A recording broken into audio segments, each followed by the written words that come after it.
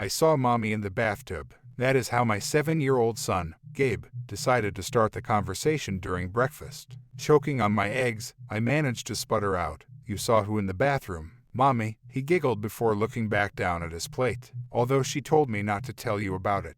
I was shocked. My mind raced and I thought back to a few months ago. Back in August, my wife died after drowning in the bathtub. She had seizures all throughout her life, with this one ending it. Did he see her there? He couldn't have. He was at school. I remember dropping him off. "So," I said, speaking above the lump that formed in my throat, "what else did she say to you?" "She said she loved me very much, and that she couldn't wait to see me soon." "Soon? I thought you said that you saw her." "Well, I heard her talking to me. It came from the little spot where all the water goes away." "The spot where the water goes away? Huh. Yeah." I checked the microwave clock, 7:35. I ushered Gabe out the door and towards the bus. I promised that we'd talk things through later once he got home from school. In the meantime, I did chores, checked LinkedIn, and finally settled down on the couch and scrolled Reddit. A few hours later I felt my eyes get heavy. As I drifted off to sleep, a dream materialized. The same dream I've had for the last 6 months. In it, I am walking up the stairs. It always starts there. No getting out of the car, no opening the front door.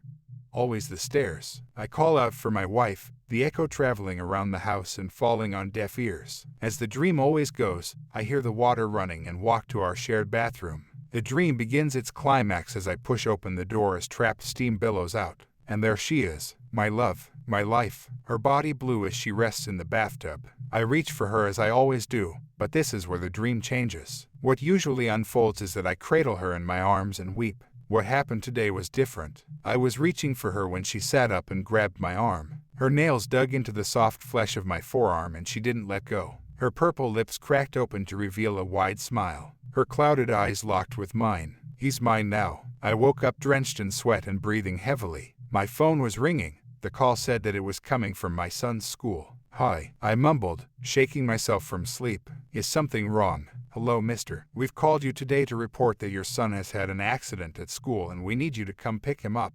"Oh," the call ended. "Hello. Wow, okay, a little rude." Mental reminder to notice someone about that. I drove out to Gabe's school. It was a little brick building outside of the major city. A fence-lined cow pasture followed the road for most of the way. Gabe and the principal stood in front of the double doors leading into the school. After a brief conversation with the principal, I loaded Gabe into the backseat. "So, champ, I heard you had an accident at school. Could you tell me what happened?" He shuffled around in his car seat before answering. "Mommy found out that I told you." "Well, why is that a bad thing?" "She said she'd have to hurt you." The clock struck 8:30. I picked up Gabe and brought him over to bed. I tucked him in. I kissed him goodnight. "Good night, Gabe. Sweet dreams," I cooed. "Good night," he replied, already drifting off to sleep. I turned off the overhead light and flicked on his nightlight. It was one of those standard ones that had stars that spun around the room. After closing the door, I silently made my way to the bathroom. I hadn't checked it since Gabe told me about what he saw.